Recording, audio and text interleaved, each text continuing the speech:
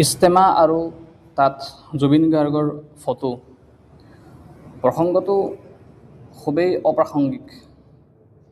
কিন্তু বৰ্তমান অসমৰ যিটো পৰিস্থিতি, ইয়াত কমিউনেল ক্ৰাইচিছ নকৰালৈকে মানুহৰ শান্তি নালাগে। প্ৰতিটো বস্তুত বিতৰ্ক, প্ৰতিটো বস্তুত ধৰ্মীয় আৱেগত আঘাত হনা, প্ৰতিটো বস্তুতেই এটা পাৰ্টিকুলাৰ ৰিলিজনক টাৰ্গেট কৰা, কিছুমান শ্বাৰ্প মাইণ্ডেড, নেৰ' মাইণ্ডেড আৰু কমিউনেল আৰু ইয়াতকৈ বেছি ৰেডিকেল কিছুমান থিংকিঙৰ এইবিলাক আউটপুট আৰু ফলাফল হয়। জুবিন গাৰ্গৰ নিচিনা এটা সুন্দৰ সত্তা, এটা পিচফুল পাৰ্চনেলিটিক লৈও যে মানুহ ৰাজনীতি কৰিব পাৰে বা মানুহে বিতৰ্ক কৰিব পাৰে আৰু কমিউনিটিৰ মাজত ক্ৰাইচিছ সৃষ্টি কৰিব পাৰে, ই খুবেই আচৰিত আৰু জাতিটোৰ কাৰণে খুবেই এটা চিন্তনীয় বিষয় হয়। কাৰণ জুবিন গাৰ্গ ডাঙৰীয়াৰ যিটো আইডিঅ'লজি আছিলে, তেওঁৰ যিটো আদৰ্শ আছিলে আৰু তেওঁ যিখন বৰ অসম আৰু সম্প্ৰীতিৰ যিটো বাট মোকলাই থৈ গৈছিলে আৰু যিখন বৰ অসমৰ এই জেনেৰেশ্যনটোক সপোন দেখুৱাই থৈ গৈছিলে, তো সেইখন বৰ অসমৰ বাবে এই এনেকুৱাবিলাক কমিউনেল ক্ৰাইচিছ, লাগে লিডিং পাৰ্টিৰ ফালৰ পৰাই হওক বা অপজিশ্যনৰ ফালৰ পৰাই হওক, এইবিলাক কিন্তু শুভ লক্ষণ নহয়। কথাষাৰ কোনে কৈছে সেইটো আলোচ্য বিষয় নহয়, কিন্তু এইখন অসমত কেনেকুৱা ধৰণৰ মানসিকতা আৰু কেনেকুৱা ধৰণৰ চিন্তাধাৰাই গ্ৰাস কৰিছে সেইটোহে চিন্তনীয়। এতিয়া কথা হ'ল, আমাৰ হিন্দু ধৰ্মাৱলম্বী লোকসকলে তেওঁলোকৰ প্ৰতিটো পূজাত বা প্ৰতিটো মাংগলিক কামত, প্ৰতিটো ধৰ্মীয় অনুষ্ঠানত জুবিন গাৰ্গ ডাঙৰীয়াৰ ফটোখন লগাইছে আৰু তেওঁক সেৱা কৰিছে। আৰু এইটো তেওঁলোকৰ বাবে অতি সাধাৰণ কথা হয়, কাৰণ তেওঁলোকৰ ধৰ্মত আইডল ৱৰ্শ্বিপ আৰু মূৰ্তি পূজাৰ যিহেতু এটা কনচেপ্ট আছে। কিন্তু মুছলমান, আমি সকলোৱে জানো যে এজন মুছলমানে কেতিয়াও যিটো আল্লাহৰ স্থান হয়, সেই আল্লাহৰ স্থানটো বেলেগ কাকো নিদিয়ে। কাৰণ এজন মুছলমান হিচাপে আমাৰ যিটো ফাণ্ডামেণ্টেল ফেইথ হয়, যিটো বুনিয়াদী আকিদা হয়, যিটো একেবাৰে বুনিয়াদী বিশ্বাস হয়, সেইটো হৈছে আল্লাহ একমাত্ৰ অদ্বিতীয় হয়। আল্লাহৰ কোনো অংশীদাৰ নাই, আল্লাহৰ কোনো সমকক্ষ নাই আৰু আল্লাহৰ কোনো সন্তানো নাই আৰু আল্লাহ কাৰো সন্তান নহয়। এইটো এজন মুছলমান হিচাপে আমাৰ বা মুছলমানসকলৰ বুনিয়াদী বিশ্বাস হয়।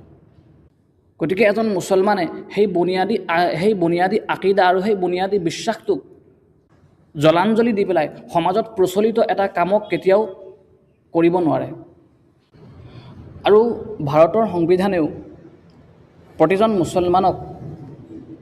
মুছলমান বুলিয়ে নহয়, প্ৰত্যেকজন ধৰ্মাৱলম্বী মানুহক নিজৰ নিজৰ ধৰ্ম আৰু নিজৰ নিজৰ ৰিলিজিয়াছ প্ৰেক্টিছবিলাক আৰু ৰিচুৱেলছবিলাক প্ৰেক্টিছ কৰিবৰ বাবে সম্পূৰ্ণ স্বাধীনতা আৰু অধিকাৰ দি ৰাখিছে।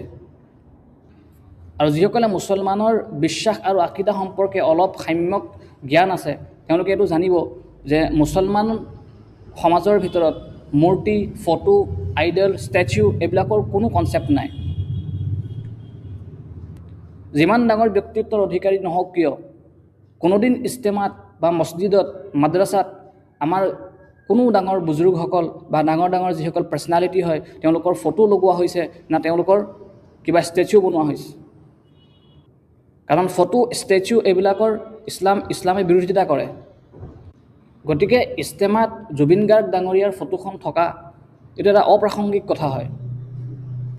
আৰু এই যে ফটোৰ যিবিলাক কনচেপ্ট হয়, এইবিলাক আমাৰ অসমীয়া সংস্কৃতিও নহয়। কাৰণ গুৰুজনাই আমাক মূৰ্তি পূজা শিকাই থৈ যোৱা নাছিলে, এক অদৃশ্য সত্তাক মানিবলৈ শিকাই থৈ গৈছিলে। এজন যদি আপুনি বৈষ্ণৱ ধৰ্মী মানুহক যদি সোধে গৈ পেলাই, তেওঁ এইটো কথা অস্বীকাৰ কৰিব, তেওঁ সেই ফটোখনত সেৱা কৰাৰ কথাটো মানি ল'ব নোৱাৰিব। কাৰণ বৈষ্ণৱ ধৰ্মীসকলে, শংকৰী সংঘ ব্যক্তিসকলেও যিদৰে মুছলমানসকলে এক অদৃশ্য সত্তাক বিশ্বাস কৰে, অদৃশ্য সত্তাৰ আৰাধনা কৰে, ঠিক সেইদৰে শংকৰী সংঘ আৰু বৈষ্ণৱ ধৰ্মী লোকসকলেও এক অদৃশ্য সত্তাৰহে প্ৰাৰ্থনা আৰু আৰাধনা কৰে। কিন্তু যদি কোনোবাই কাৰোবাৰ আৱেগ জড়িত হৈ আছে জুবিন গাৰ্গ ডাঙৰীয়াৰ লগত, তো তেখেতক সন্মান জনাইছে, তেখেতৰ ফটোখন সন্মুখত ৰাখি পেলাই সেৱা কৰিছে, তাত মুছলমানৰ ক'বলগীয়া একো নাই।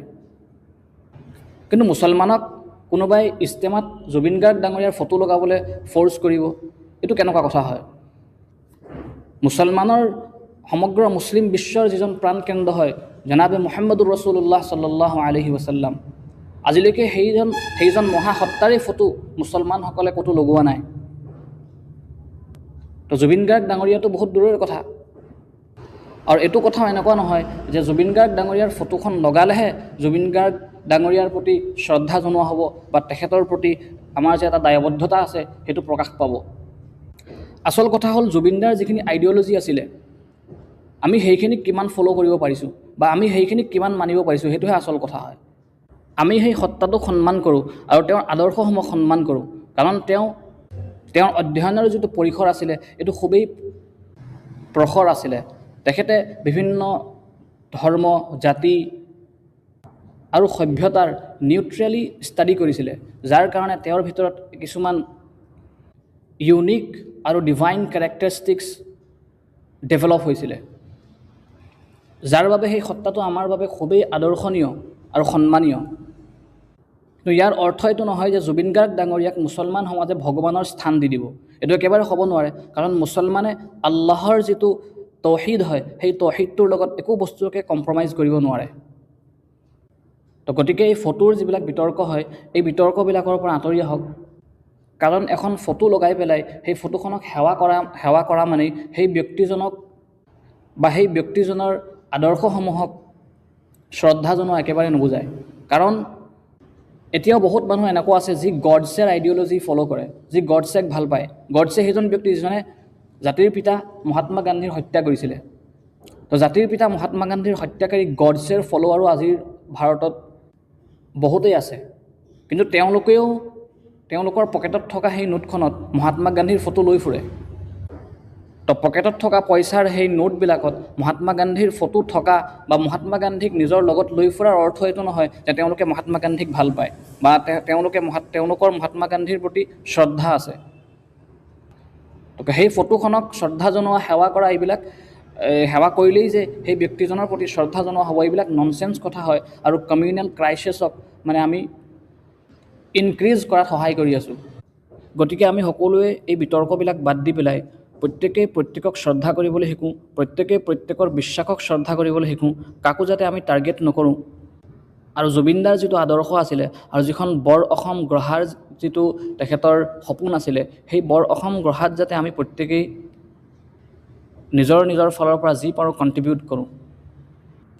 একেবাৰে শেষত জুবিনদাৰ বাবে লিখা এটা কবিতা আপোনালোকলৈ আগবঢ়াব বিচাৰিছোঁ। কবিতাটোৰ শিৰোনাম হ'ল তোমাক সজীৱ দেখা পালোঁ।